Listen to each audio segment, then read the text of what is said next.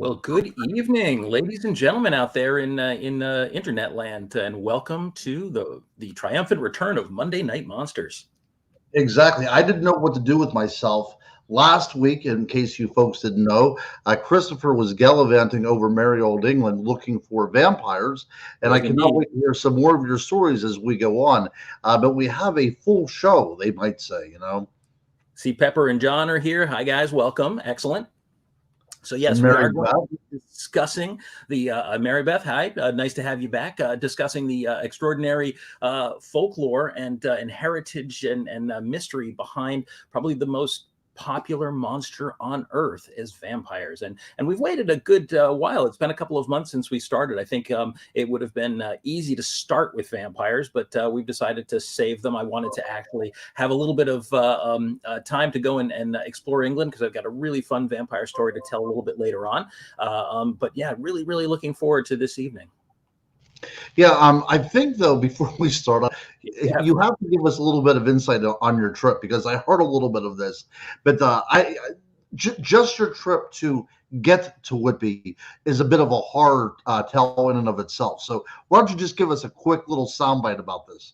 So I'll try and make this brief, but yes. So I arrived in England a little over a week ago, and when I got there, having never been in England before, I had arranged to have a GPS in my rental car, and the GPS ended up dying on me about 2 hours into my trip. And that itself was already a bad sign. But the GPS had sent me about 20 to 25 miles in the wrong direction before it died on me. And so it left me in the middle of basically of English farmland with no idea where I was. And so I had to find my way about a combined 160 some miles by braille. Effectively, I had to touch points, hitting different waypoints along the way, and eventually found my way to the coastal village of Whitby, which features very prominently in the novel Dracula, which was one of my primary destinations while I'm there. Although I do have to warn everybody, we're going to table the talk about Whitby for a future episode, because we're going to do a future episode entirely dedicated to the story of Dracula. Tonight, we're going to be talking a little bit more about vampire folklore all around the world and about how some of that vampire folklore evolved. And I'm going to give you guys a little peek into a remote vampire haunted village that I visited while I was in England. Yeah. That being said, we better sink our teeth right into it if we're going to get this ball rolling. Absolutely. So I know that Ron, you've been interested in vampires for a very, very long time. Anybody who knows me knows that it's a big subject of mine as well. In fact, it's how I got started in this field. I wrote about 25 years ago my very first book, and it was on vampire folklore in New England. And I had grown up absolutely loving vampire stories and Dracula and bats and all the things associated with it. And so I was very lucky to grow up in an area here in the northeast of the U.S. where we have a great deal of vampire folklore. So for me, this is like a homecoming. They used to call me the vampire guy because for a long time I was I was sort of considered the expert. We say every week we're not experts on these things. Well, people have called me an expert on this, so I'm going to try and live up to that reputation as best I can. Right. And several years ago, I wrote a book entitled "On Vampires," which is a historical survey about vampire lores and legend, and was published by Jonathan Downes for the Center for Fortean Zoology out of Devon, England. So we both have quite a background in the idea of where vampires originated from, and of course, so much of the show deals with the identification of archetypes and how they impact the human imagination around the world. But again, as a kid, it was not Bela Lugosi's Dracula that brought me into the fold. It was the Hammer films, which I absolutely adored the Hammer films, and that's really what made me a great fan of all things vampiric. Then, of course, the Lost Boys.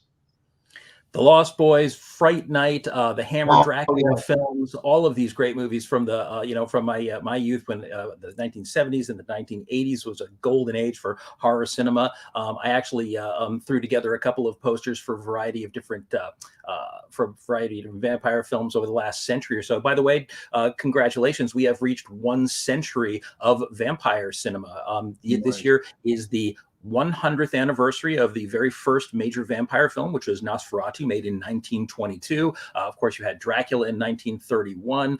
Throughout the 80s, you had films like The Lost Boys, Fright Night. Into the 90s, you had Bram Stoker's Dracula, Interview with the Vampire, and more recently, just in the 2000s, Dracula Untold, a kind of a fictionalized origin story of Dracula. And even now, vampires have entered the Marvel superhero universe with Morbius, the living vampire, who I used to read comics of when I was a kid. So they really are, I think, the most iconic of all monsters and have an enormous cinematic presence. And so again, I grew up with it, absolutely fell in love with it. But I think what's going to be interesting tonight is the truth, the real origin and the real history behind vampires is so much different than I think people are going to anticipate. If you haven't really looked too deeply into this, I think you're going to be terribly surprised at how fascinating and how deep the origin of these creatures goes into our sort of collective mythology and into truly ancient civilization. Yeah, absolutely. Almost the very dawn of humanity. It Um, really I, is.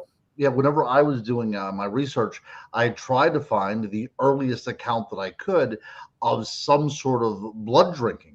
I have trained in many parts of many different styles of history, and some in anthropology and some in archaeology. So whenever you go to the library and whenever you start doing your research, you start peeling down the layers and trying to find this great aha moment about when everything kind of happens that you can say this might have been a vampiric activity. And if it's okay, I can go right into the idea, at least my idea of Absolutely. the Go Cave incident at Cheddar Gorge in England. Like, again, we're going back to England. So this is right at the end of the last ice age. England at the It's time about had just 14,000 BC, give or take, isn't it? yeah, right around that time, right?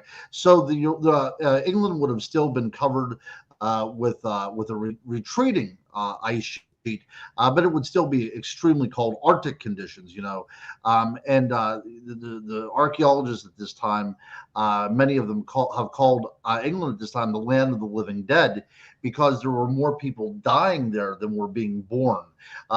People had wandered into this area and it was very hard to get by. So what's so interesting about the Cheddar Gorge is that as this ice age was breaking up, we find that the food was very scarce. So in the Cheddar Gorge, we find the remains of many, many different animals that were brought into this cave and meted out, parceled out for food purposes. So we have things like caribou and reindeer, which is the same, but various different types of deer. And in those piles of bones were also human bones. There was a child and then two adolescents. And they were not shown any deference. They were simply among the midden, among the garbage that was there. And we could tell that they were used for food because there were marks on the bones, right, where the flesh was removed. So we know that there was cannibalism that took place in this cave. But what also is very interesting is there were two goblets that were found that were fashioned out of human skulls right there. And inside those skulls was the residue of human blood. It didn't appear to be of cultic purposes. It didn't seem to be any kind of religious significance behind this. It was simply done for nourishment. Now, of course, human blood has hardly any nutritional value for a human being. We can't even process it very well. But we would not know that, at this time, 12,000, 14,000 years ago, we were just looking for putting something into our stomach. So as a researcher, I find it very interesting that we have a cave which these people emerge because of course these were human beings. They would actually emerge from this cave, go about hunting, and if it would find a human being, it would take them back into that cave and use them for food. So we have this idea of something coming out of the underworld and preying upon the living. And not only that, but caves are also synonymous with bats. So very early on, we have this impression of something coming out of the darkness and preying upon us. And as we will see repeatedly throughout this trek through the history of the vampire, oftentimes the victim is a child, as this case in Cheddar Gorge as well too. Another interesting thing, folks. So for those people out there that like cheddar cheese, this is where cheddar cheese gets its name from. So Not specifically the cave, but at least the region. the region. That's right. That's right. Well, they use the cave though actually for the processing of the cheese for cooling Oh it wow. down. Okay. So Yeah, so a while so back. I'm gonna Yeah. have to start reconsidering my my appetite for English cheddar, I think. There you go. But I also want to put this all into perspective as well too. This is so early in our development, in our diaspora as human beings, that the archaeological evidence in the DNA of the bone suggests that the people in that region, even though this was a very, very cold region, their skin was probably still black and had not become white yet. One of the bodies that were found in Go's cave later on, not part of this particular part of this particular killing that we're talking about. These three people that were killed, but they did find somebody in that cave that was dark skinned but had blue eyes, according to the genetics. So we're Interesting. going very, very ancient, very deeply into our ancient DNA to find out this particular case. So we talk about how things become archetypes. Well, it's something that gives a lasting impression upon who we are. It's some sort of scar within our collective psyche. And I think that this is a good way to start out because something was coming out of a cave and preying upon the living. And that's something that will be reoccurring throughout this talk that we're going to be giving tonight.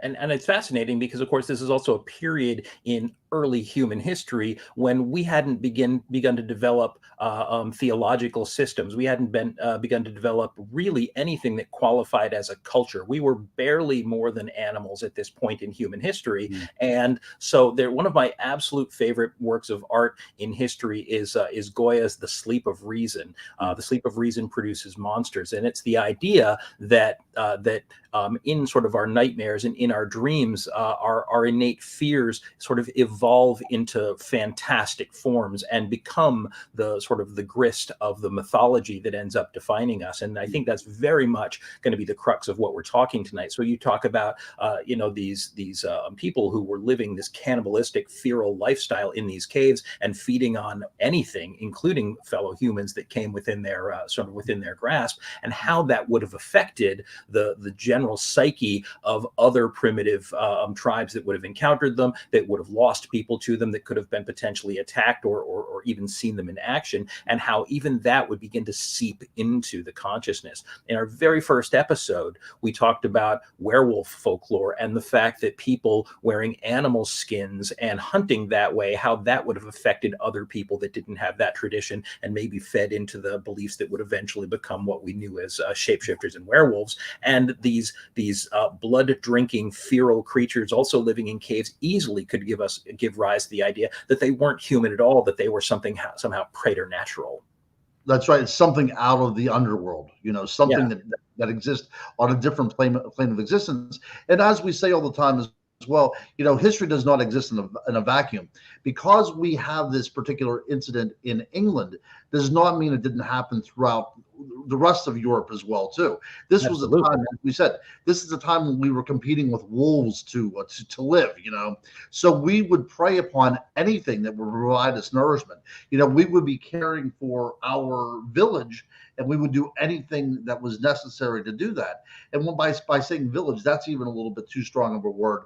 I guess our clan, our extended family. It would have been a tribe, a Right. nomadic, yeah, sort of a gathering. And it is interesting too, because again, saying that this is well before we had developed any kind of a complex moral system, and Right. the idea that anything that was not part of our tribe or our clan would have been considered so other as to not really qualify for whatever we thought Right. our, not that people had an idea of what rights were at that time, Mm. but they wouldn't even necessarily have been seen as human. They were completely other. And if you find that difficult to believe, the truth is that all we really have to do is look at even the way our culture is today. It's very easy often for us as people to look someone who lives in a foreign country or across a border and believe that those people somehow are lesser than us. And that's something Right. that is still so much prevalent in us today. It's very easy to imagine that primitive man would have had a much more extreme view of that and not necessarily even seen again another tribe as, as a fellow creature, but rather a potential prey. And so it's a terrifying thought, but it does demonstrate just how far we have come from, well, and in some ways, maybe how far we haven't come from the animals that we started out as. We were hardly more than that at that time. Right. It is that skeleton in our collective human closet that we all have, that we don't like to talk about. But just to piggyback on what you said, I think that's important to point out as well, too, because later on we are going to see whenever vampires intrinsically become attached to the idea of good and evil. But at this time, separated from any kind of religious context, we are dealing with nothing more than the natural world in action. This is at a time whenever it's kill or be killed, and we can see the ruthlessness that's inherent within these kind of images as well too. And you can see how it will become evil. But at the time, when there was no kind of moral compass that would point that way concerning, some sort of divine good and some sort of divine evil, this would have been a terrifying existence for a human being. And remember, these are anatomically human beings, same type of mind, everything like that. The same type of things that we can imagine, they could have imagined as well too. So we're not dealing with some sort of proto-human being. We are dealing with human beings that had to live within this kind of world for 100,000 years. Absolutely. I've always found it fascinating that the base of our brain, when the spine basically enters the skull, that first part of the brain is the amygdala, and the amygdala is the oldest part of our brain. It's the part that has the fight or flight instinct. It's the part that they call it the lizard brain, and they call it the lizard brain because it is the most primitive aspect of our brain. But what's fascinating is that it's still there and still has all of those instincts in it. They just don't dominate us the way they once did because of the way our culture has evolved and our frontal cortex has become a much more complex thing. It tends to do all the reasoning. But there was a time when the amygdala was still crucially important, and it made all of our decisions for us. Even if we were capable of complex thinking, we still relied on instinct and on that sort of basic primal need. And I think that we see that was something that was still obviously happening at that point in history. But Absolutely. I think Michelle asked a question. I was trying to sit here. It's rather long. She said a stupid but serious question. That the first records are from 14,000 years ago. They were obviously pictures, not a written language. Yeah. So Michelle, we don't have any kind of language or anything from 14,000 years ago. We do have cave paintings that correct. exist, sometimes up to 35,000 years ago. So the cave paintings are quite ancient. But at this particular time, we are dealing with an archaeological record that people are putting together in the 21st century. So we really have no clue of who these people were. Now, I think we need to do a little bit of a time jump here because Mm. this aspect of humanity and its sort of feral nature didn't last forever, and eventually we started to bond together.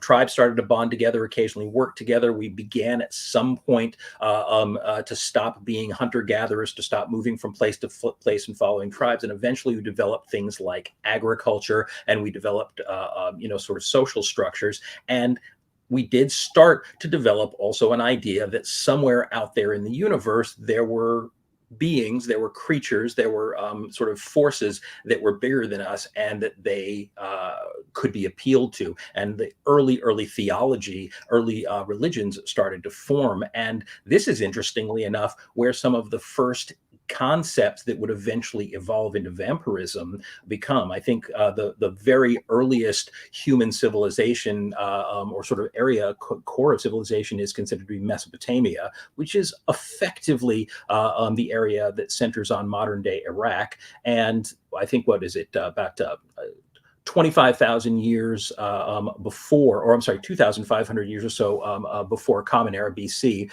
we had the civilizations of Sumer and Akkad. And these were the first great human civilizations, the first true cities where we actually set down roots. We weren't constantly moving around, and these cities expanded and grew. And the first complex theologies actually started to evolve out of these. And I think it's interesting here because this is where we began to see these idea where the gods actually began to reflect the sort of nascent human morality, where we started to have gods that reflected good and gods that reflected evil. And Right. one of the, I think, most interesting is the evolution of the goddess figure in this period. Now, there was almost always a perception, and of course, going even back farther than that, of the Earth Mother goddess, but the goddess eventually evolved and broke up. These gods became multiple figures, and the gods started to divide, and they would end up having gods for almost every purpose. And Ereshkigal is one of the earliest human gods, or goddesses in this case, the goddess of the underworld. And what's fascinating about this character is that she was, in effect, a vampiric goddess. This is a goddess who not only was she a goddess of the underworld and controlling the dead, but a goddess with a taste for blood. And this type of thing began to happen again and again as we began to see death as a personified force in human existence. Yeah, I like the idea, the what you had said about. So it was good to start off where we did at this kind of prehistory, whenever the world is all chaotic and everything. So we band together, and then we put up walls, and immediately now it becomes us versus them, right? We are Yes, now civilized, and everything that lies outside of those walls, that's the chaos we left, right? That is where we had to struggle for survival. That's where we had to hunt with our hands and everything. That's the place to be feared. But if we're inside these walls, everything is going to be okay. But those fears still linger to the point that we deified those fears we in did. forms. Yes, yes, yes. So they stayed with us. Even though we became civilized, even though that we left the caves behind us, that fear still lingered to the point that, our gods can now bring death. And because it's a female figure, it can bring life, but it can also bring death as well, just like the natural world. And what's interesting about this too is that this is the first time that, because the theology started to become complicated, the theology started to weave its way into the ruling classes. Now, Mm. when people lived in tribes, there was sometimes a leader of a tribe, but because the groups, these nomadic groups, were so small, there wasn't any kind of a real structure within the tribe, other than really a pack structure like you would see in animals. You would, of course, have the alpha, or the one who made the decisions, and you'd have the betas who did like some of the smaller tasks. But it's still, everyone was roughly equal. Mm. When these cities started to grow, when agriculture and these things started to happen, you had to have people who managed the greater needs, and the greater needs ended up resulting in the necessity of some kind of a governing body. But back then, long before the advent of anything that we would ever call democracy, the most reasonable way to achieve governance was with this idea that you had the ear of the gods. And so theology and governance were one and the same. And so as a result of this, you would have priests of individual gods, and a priest, Mm. you have the priest of Ereshkigal, you have the priest of Enki, and the priest of Anu, and all of these different gods. And if you had to go to somebody for fertility, you would go to the one who presided over the goddess of fertility. If you wanted to defeat an enemy in an upcoming battle, you would go to the priest who served the god of war.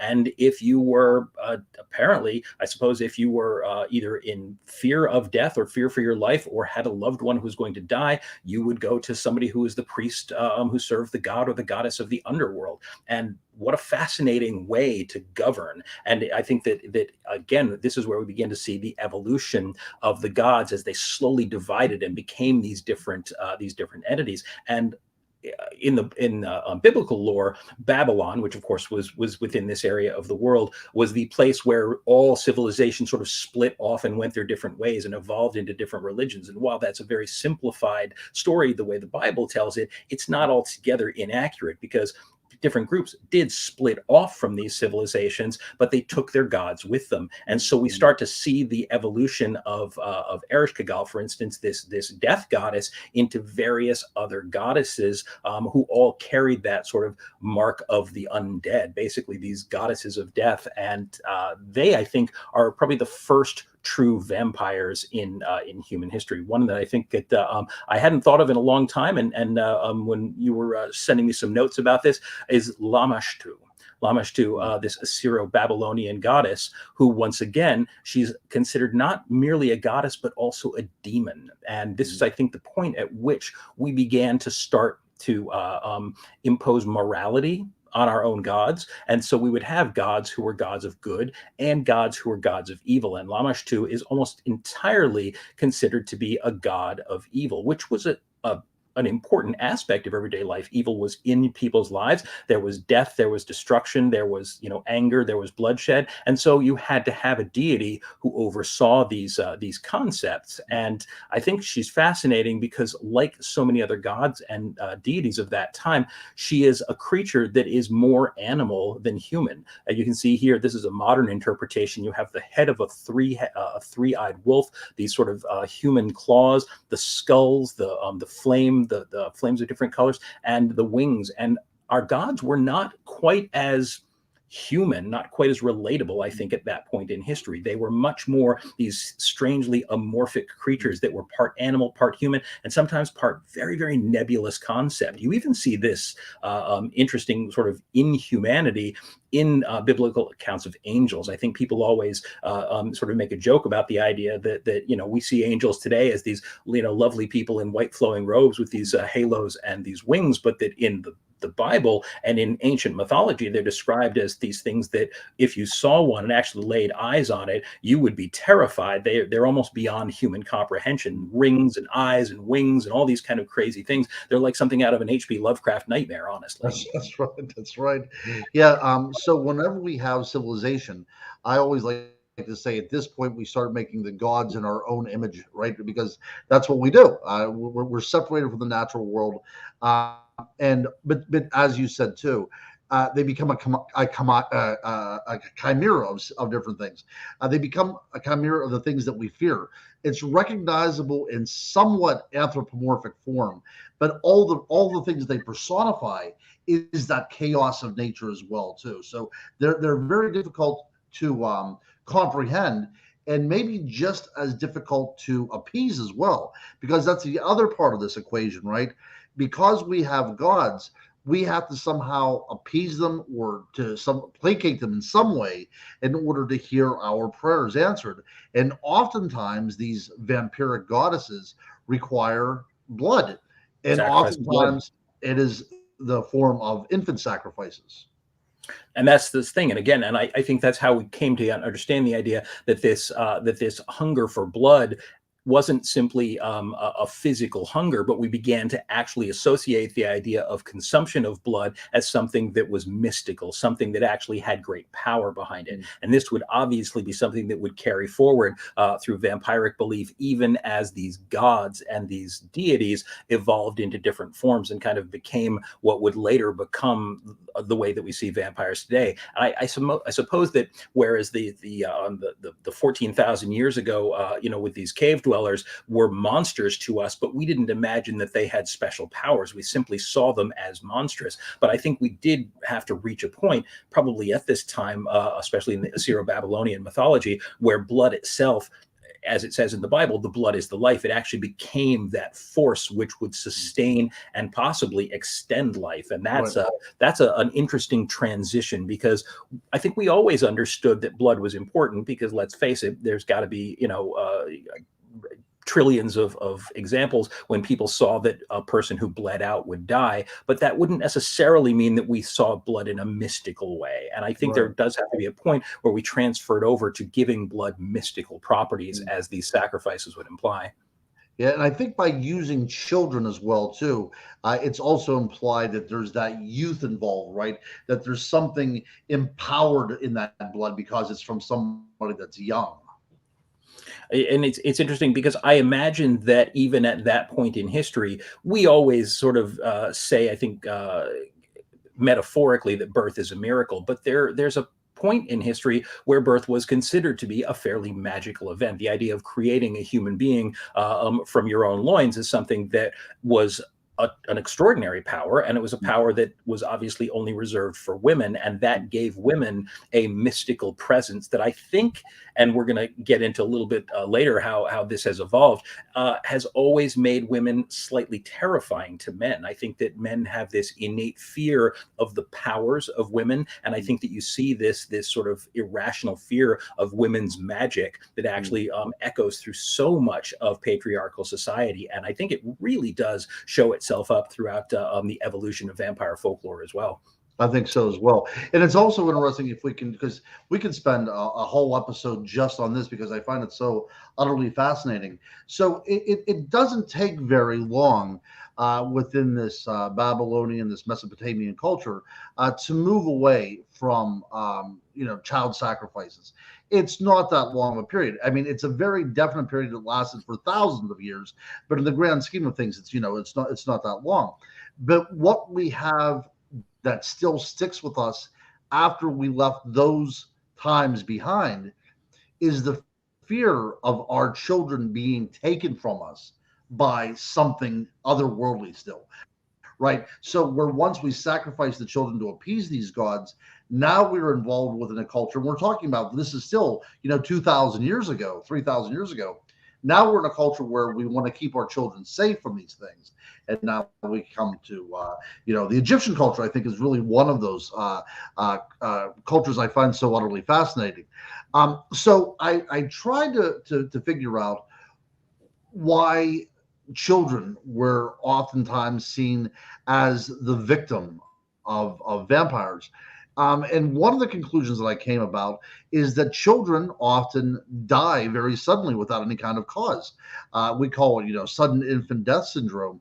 But whenever we think about the ancient world, we have a child that could appear healthy one day, and over the next subsequent days, it gradually loses its vigor and eventually passes away.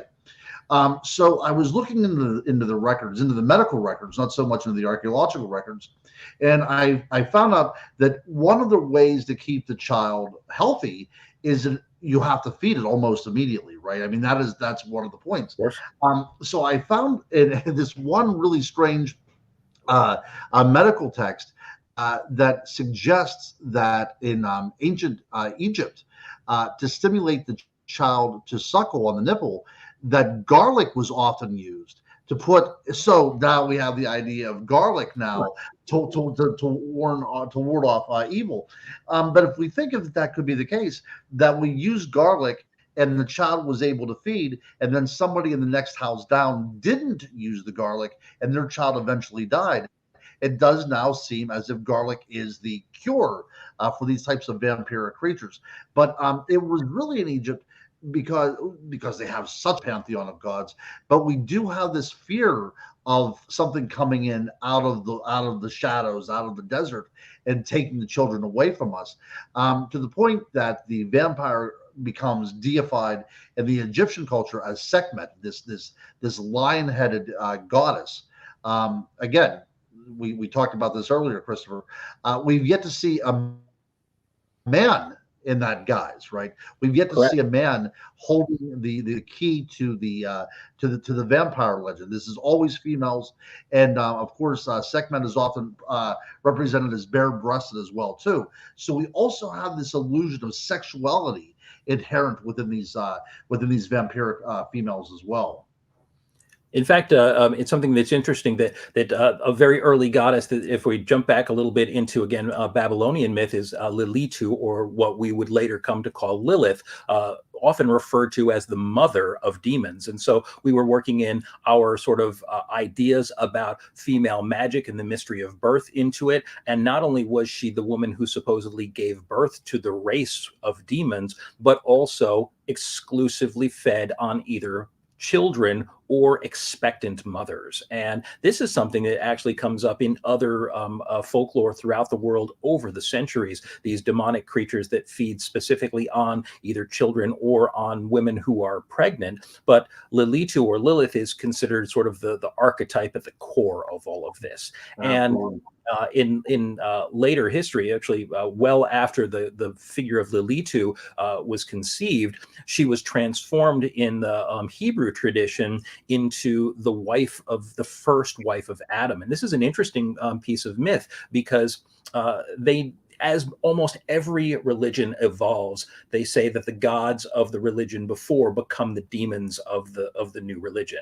And so Lilitu, they maintained a belief in her. The people had a belief in her, and so the Hebrew, as the Hebrew religion, or this Semitic religion, began to evolve, they still had these old beliefs, but now she became this monstrous creature. So the idea was that in the Bible there are different versions of Genesis, and depending on how you read it, it does say that that God creates Eve from a rib of Adam, and in that version of Genesis, there's never any reference to a previous wife.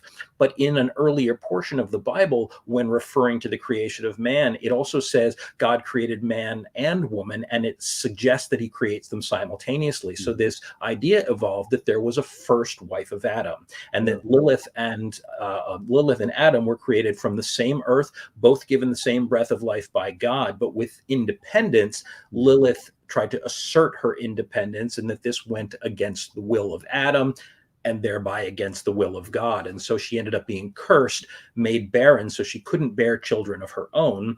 And in the ensuing lore, she basically gave into the forces of darkness, becomes this demonic creature, and would steal the children of man because she couldn't have children of her own, and then transform them into her own demon children, often referred to as, I think, the Lilin. That's So right. it's an incredibly dark piece of legend, but one that evolved out of the again, the Assyro-Babylonian concept of Lilith as this goddess figure. And there are some people who actually say that Lilith and this figure, which is I think this is about 7,000 or 8,000 years old, this plaque. Some people have questioned its authenticity, but it's generally regarded to be an authentic plaque, may actually have intended to have been a plaque of the goddess Ereshkigal, again, who was the underworld goddess, but later took on the form of Lilith, and then has been sort of deified as Lilith since then. So this isn't simple, and I know we're jumping all over the place because these are complex legends. They're legends that evolve and that don't necessarily stay the same from telling to telling. And I think we said right at the beginning that the origin of how this sort of vampiric concept even entered human consciousness, it's a twisty road, and so you gotta I think you gotta hang on tight and come along for the ride with us on this one. That's right. But the character of Lilith, especially in Judaic tradition, she was consubstantial with Adam, as you said, made of the same substance. There was no kind of superiority of the man over the woman in this regard, and she would not have it in any other way. If everybody can remember I guess it was the early 90s, correct? The Lilith Fair. Do you remember the Lilith Fair? It was Indeed, a we do. female-only music festival. No guys allowed. I mean, you could go, but there was no guys that were in bands there. But it was an empowerment to people to think that we're going to use the character of Lilith as being this symbol of us rallying against the patriarchal system. And I think that that's one of the reasons why she has become demonized, is because that is a Literally. huge fear. Exactly. Especially in an agricultural society, with a woman trying to take the position as at least co-head of the family, that's not going to go very well. So then we have her in this tradition of being exiled from the garden. And according to traditions, as you said, she either runs into the devil himself, the fallen angel who tried to tempt Eve at the apple tree, or into some other fallen spirit, and then that's, like you said, wherever she produces. They're going to now have their plan now is to I guess subvert the children of Adam and Eve, correct, or prey upon them, as you said. But now, yeah, it becomes frightening now, right? And now at this point in history, we have the idea of good and evil coming into the vampiric legend. And you start to have these myths that get built upon and get elaborated upon. People hear the base of these myths, and they start to invent stories that go along with them. And all of a sudden, you have narratives that define who these people are, what their goals are, and that's how myths evolve. And so Lilith becomes a very complex character, where in the initially as a sort of the goddess Lilitu, a fairly simple character evolved from earlier forms, but now is this complex spurned wife character, and who specifically seeks to do harm and basically subjugate humanity, and sort of found this empire of evil. And I do think it's interesting that although the character of Lilith, Lilitu, and these other underworld goddesses that she was spawned from are not ever truly positive characters, their demonization, again, literally, is still a sort of an outpouring, or it's an outcome of this inherent fear of female power. And again, it's like last time on here, folks. I know we're going a little bit woke, but hopefully we got some folks on that train with us. But because of that, I think that it's fascinating that so many of these traditionally evil or dark characters have been the subject of reclaiming, where a marginalized group of people says that this character is sort of an archetype of the way we have been forced into subjugation, we have been oppressed, or we have been othered, and use that name, use that image in order to sort of to reclaim a certain idea. So the idea is that Lilith was never meant to be evil. She was forced into this sort of life of darkness, and by reclaiming her name, you sort of reclaim that character. I do think that that's fascinating, and it still happens.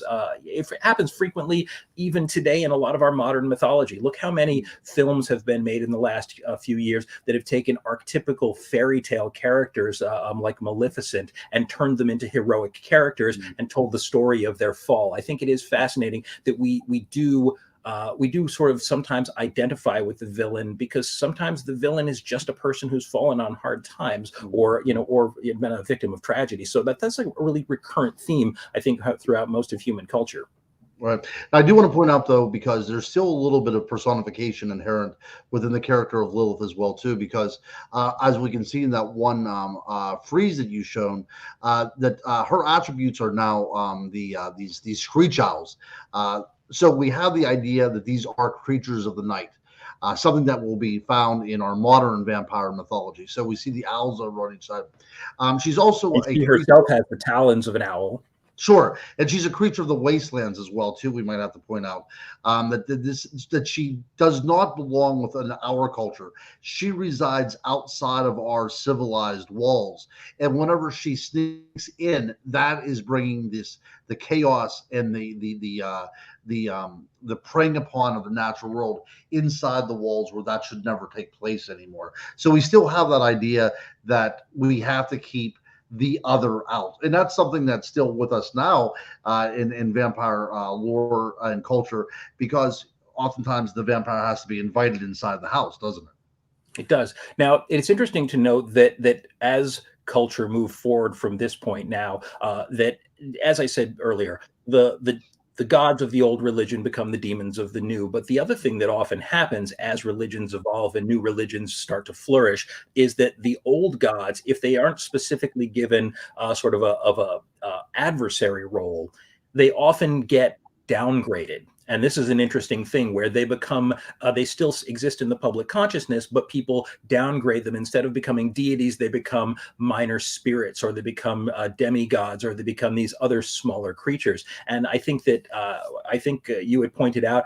that Lilith is also in, Islamic mythology, believed to be the mother of the jinn, or the jinn, who are these spiritual creatures, much like the way we in the West see demons, who have mystical powers but are much lower on the scale. These are, and the word jinn, of course, being the origin of what we call a genie, these mystical, sort of mischievous and unpredictable spirits that are said to grant wishes in the Arabian Nights. But it's interesting to me that this is a definite downgrade from being a god to being just sort of a trickster spirit or a malicious spirit.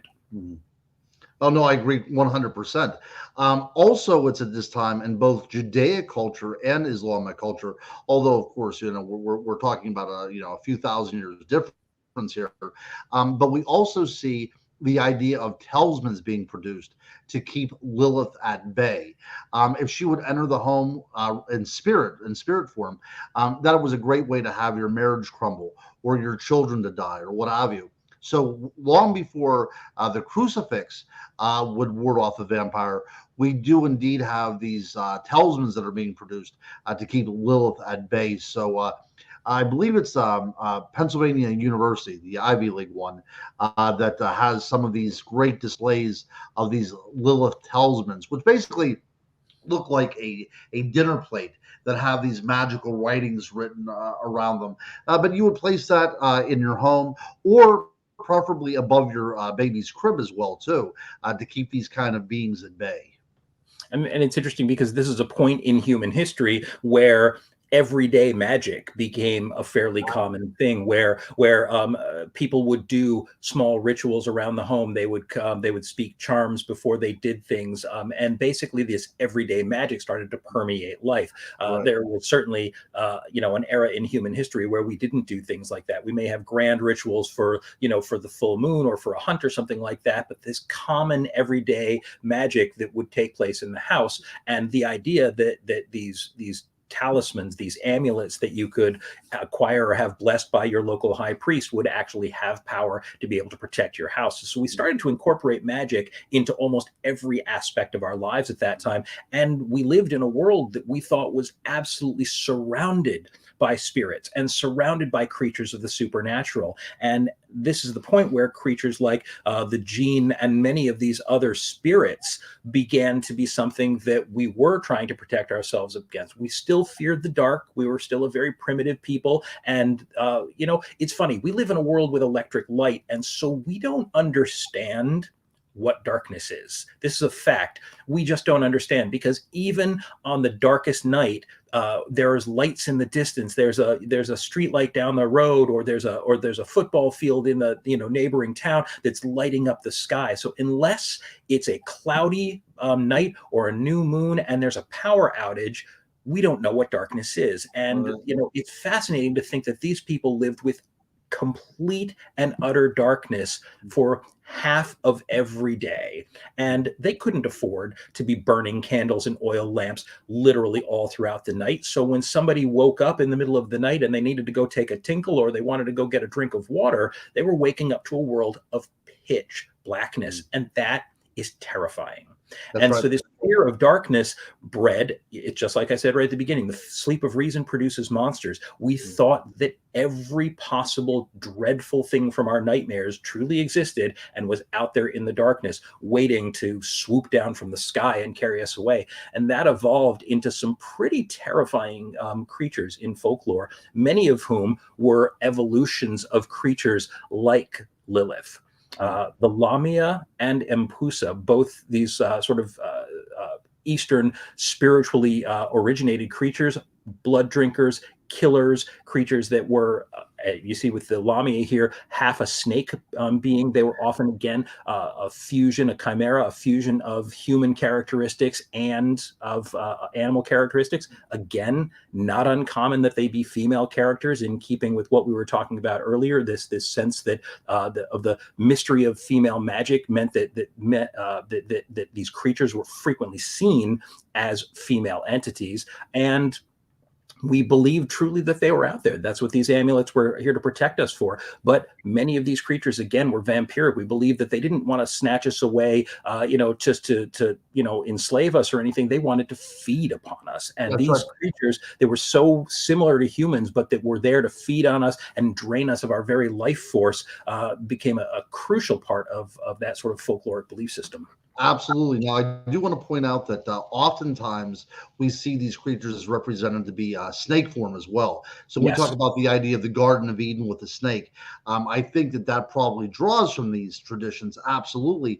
Although these traditions predate the writing of Genesis by thousands of years, but you can at least see where the true Genesis had come about the idea of this temptress into the tempter into the Garden of Eden. But it comes full circle. But the Impusa, I do want to point out something as well, is that these are creatures that feed upon men and children, not so much women. These were the things of men's nightmares, that they would come and feed upon them. And often they would have this kind of succubus aspect as well.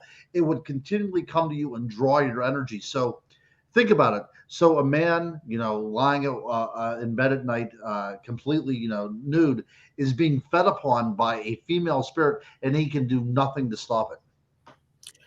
And this actually is, Self-fullness. Yep.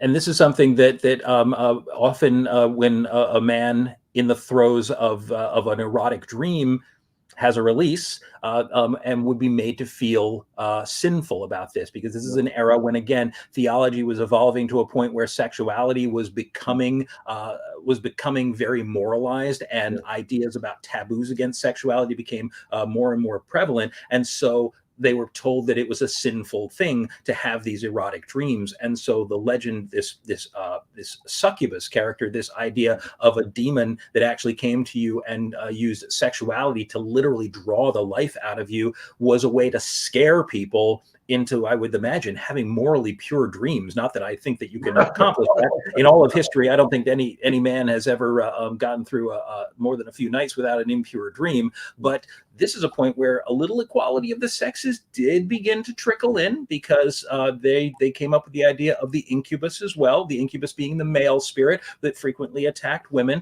or sometimes these creatures were interchangeable and simply took on the form of the object of sexual desire of their target, of their victim. Right. But I do think, historically speaking, we're getting really, really close to the first recognizable vampires. And up until now, we've been talking about some fairly esoteric concept, and these goddesses and gods of death, and these different sort of very inhuman creatures. But now we're starting to see creatures that look fairly human, and their entire purpose is to swoop down out of the night and literally drain the life from us. The only thing that's missing at this point is that they're not fully human. So we haven't quite gotten to the traditional vampire yet, but we're pretty far along that road. Yeah, we had said that this was going to be quite a journey, and already it is. So I guess we should tell everybody that this is setting up for part two of this, because this is impossible to cover this kind of information in one evening. But I hope I'm having a blast, because this is a fascinating look at something that we had talked about earlier that we hold very near and dear to our hearts. And I don't think that people understand how rooted in a very ancient tradition this absolutely is. It really is. And again, yeah, so we talked about this a little bit before the show, and then we were sort of looking at our timeline of some of the subjects we wanted to hit, and we thought there's just no chance we were going to get through everything tonight. As a matter of fact, we're barely escaping antiquity here. We still have the Victorian era and sort of the medieval eras and things to cover on this. So yes, we are in fact going to extend this as our first official two-part episode, and next week delve into some of the more modern interpretations of the vampire, and how, in fact, the vampire went from being this mystical, almost intangible creature of nightmare and ended up becoming something that inhabited our local graveyards, and where it goes from there. So before we start to wrap up for the night, because we still have a few minutes left, Sure. I'd love to hear what kind of questions you folks do have about where we've gone so far. There've been a couple folks who've chimed in so far, but if anybody has any, because Jeff says, what could the deities from the past be responsible for our written view of angels now? I would certainly think yes. I mean, absolutely, that kind of folklore evolves. I think that wings, we tend to associate wings with deity in general, with things in the heavens. The fact is that as human beings, I think that we envy flight more than almost any other animal characteristic, and we have sought flight since almost the beginning of human history. I mean, look at the legend of Icarus, who built wings of wax and of course flew too close to the sun and ended up being the end of him. But yes, absolutely, I believe that the wings on many of these ancient deities that go back, tens of thousands of years, probably contributed to the way we see angels today. And biblical angels are described as having wings, often 6 or 8 wings, and then like rings of spinning eyes. And they're not really anything you'd want to see in a dark alley. But yeah, even still, I think you're absolutely right on that. Yeah, yeah. Even the Sphinx was often represented in early Mesopotamia, because we often think of the Sphinx as something being totally Egyptian, which is definitely not the case. But oftentimes we see the Sphinx as having wings as well too. In iconography, from an artistic perspective, wings show that this being that's represented can transcend different states.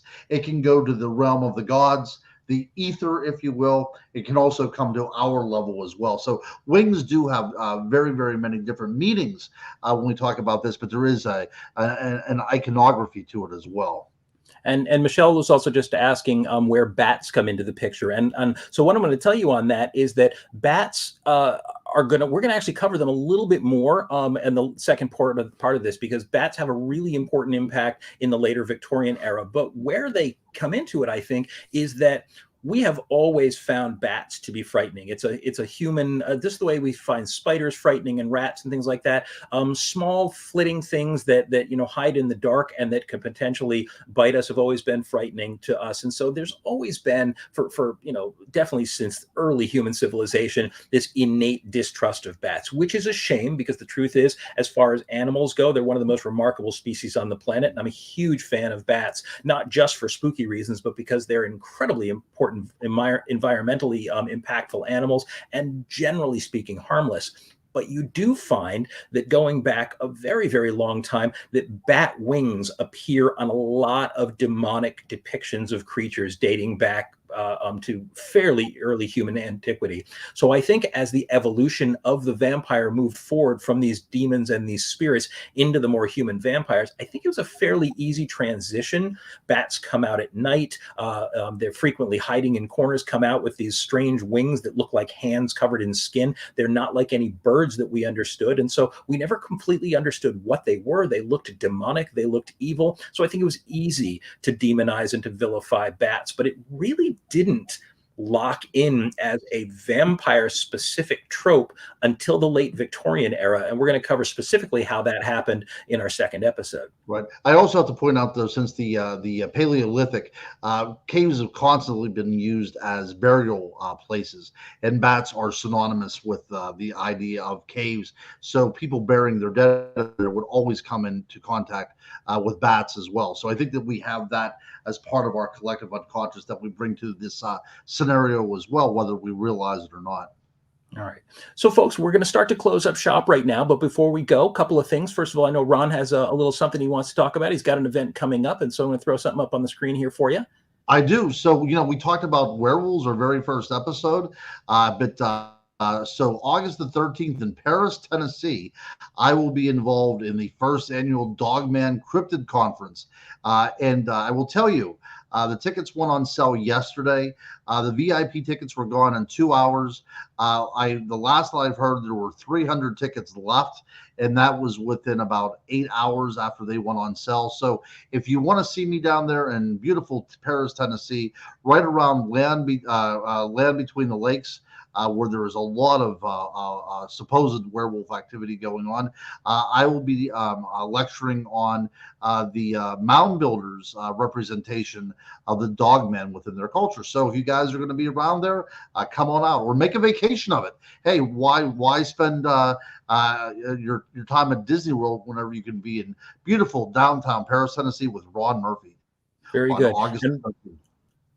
And one quick plug for me before we Sure. log off for this evening. If anybody's interested in some of my vampire research over the last couple of years, including my pursuit of the vampire Dracula, the Lord of Vampires, this fall I'll be publishing the book Hunting Dracula with an exclusive cover illustration by comic book artist Mike Mignola, who's best known probably for Hellboy. But you can pre-order the limited hardcover of Hunting Dracula exclusively from my website at ghostboypress.com. If you do pre-order the hardcover, this is going to be a signed limited edition, only 100 copies available. So please feel free to pop by ghostboypress.com and put in that order, and those will be shipping in September of this year. So once again, ladies and gentlemen, we are always thrilled to have you guys with us. Please come back and see us next Monday when we will be doing part 2 of our in-depth exploration of the legend of the vampire. And until that time, I'm signing off. Ron and I will be back here next week, and have a wonderful and spooky evening. Night, folks.